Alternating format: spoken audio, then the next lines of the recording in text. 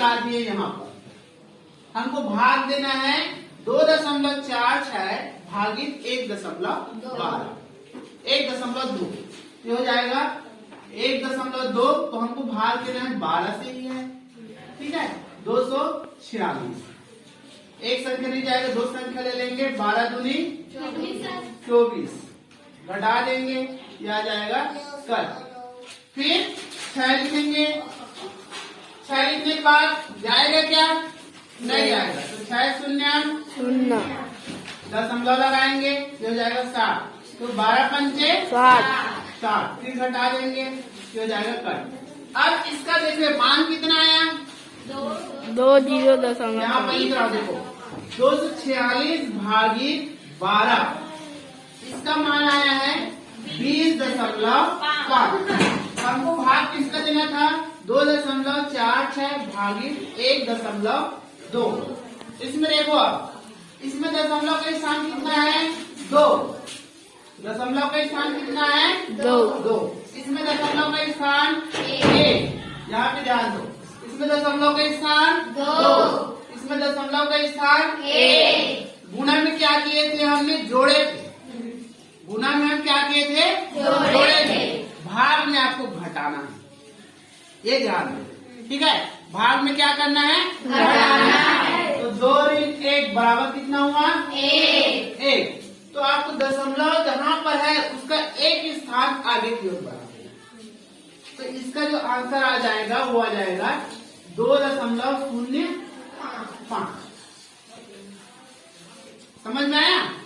देखो उदाहरण के लिए मान लो दशमलव यहाँ पर है ना, इसका आंसर कितना आ जाएगा? 2.05 ऐसा है।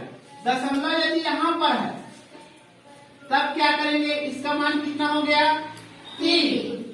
इसका मान 1। तो अब क्या आएगा? ये 2। तो इसका पहला हल कितना आया था? 20.5। तो हमको कितना स्थान करना है? 2 स्थान। तो 1 और 2। तो यह आ जाएगा 0.205। समझ में आ रहा है? इसके अलावा ऐसा नहीं हो सकता है दशमलव के स्थान यहाँ पर 1 रहे और इधर दशमलव का स्थान ज्यादा रहे, 2 रहे। अब क्या आएगा? देखो इसका मान कितना हो गया? 1। इसका मान कितना हुआ? 2। अब क्या करना है? 1 ऋण 2, इसका मान कितना आएगा? ऋण 1। तो हम लोग दशमलव का स्थान एक स्थान किधर गए थे? बाएं गए थे।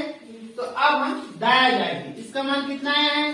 20.5। अब कितना आ जाएगा? 205। समझ में आ रहा है? दशमलव के यहाँ पर धनात्मक आएगा तो आपको इधर बढ़ना है, ऋणात्मक रहेगा तो इधर बढ़ना है। तो गुणा में आपको दशमलव जोड़ना है, दशमलव के स्थानों को जोड़कर इकाई की ओर से दशमलव लगाना है। भाग में घटाना है, दशमलव को घटाना है और इकाई की ओर से हम बढ़ेंगे। किधर बढ़ेंगे? बाएं तरफ, है ना।